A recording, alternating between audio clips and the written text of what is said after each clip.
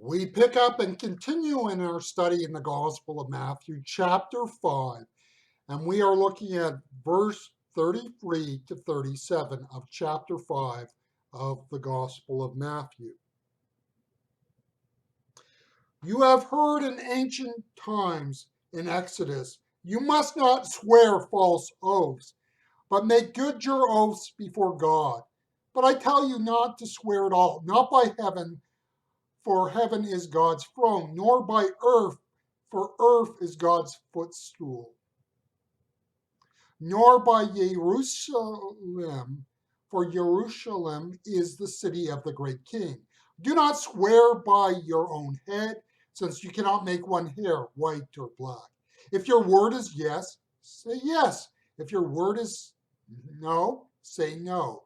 To say more is to indulge in evil.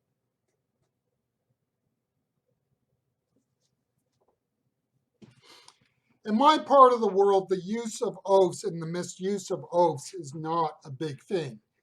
Jesus was referring to how people would guarantee something by swearing by a piece of religious architecture. The problem would be that people then find a means to weasel out of that promise. In the 1988 United States presidential election, George Bush made that famous line, "Read my lips, no new taxes." Now, a funny thing kind of happened after he won the presidency. In his term in office, he reached a point where he had to, guess what, raise new taxes. If one looks at what happened, one can justify what he had to do.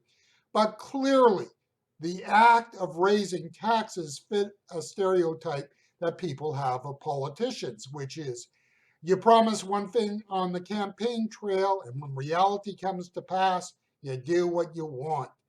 Promises don't count. You see, it is easy to promise something to get what you want, and when you get what you need, what you wanted, to cast aside what you promise. In 1998, the American President Bill Clinton made his famous statement on how it depends on how you define the word is. It was a classic example of how one can use words to obfuscate. Here's another example of how we can hide truth behind words. You see what Jesus was talking of in Matthew 5:33 to 37 is the importance of having a consistency between what we say and what we do. It is very easy to be dishonest in our words. Clinton was not lying when he said what he did. In a technical sort of way, he was correct. On one level, Clinton was truthful, but the reality is that Clinton was purposefully deceptive. He was using truth to mask his dishonesty. The words of Jesus call us not to hide behind our words. It is very easy to do so. In 1973, then President Richard Nixon made his famous statement when he said, "I am not a crook." The Watergate political scandal would soon break wide open and end Nixon's time in office. It was an unfortunate line for Nixon to say, which in a sense was made worse by the ensuing scandal. In a real sense, Nixon was not a crook.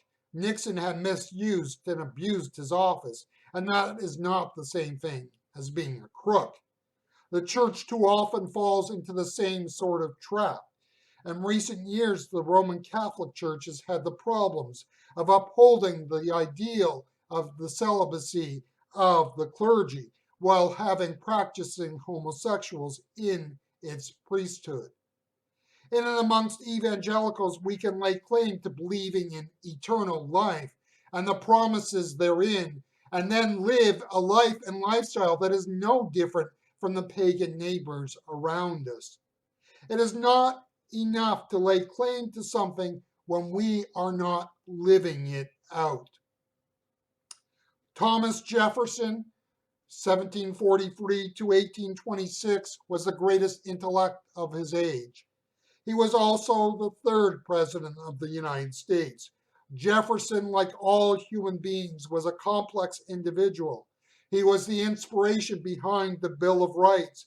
Jefferson was also a slaveholder and probably had a long term relationship with the mixed race slave Sally Hemings. Jefferson, for me, embodies how we as a people can claim one thing and live inconsistent to those values. We as Christians do not accept Christ and then find ourselves free from inconsistency and hypocrisy that is so a part of the human condition. Yet Jesus does not absolve us from being consistent between what we claim and what we live. What the world needs from us in the church is not words without content, but actions that speak the truth of our words. May we be people for whom people know what we say we live out.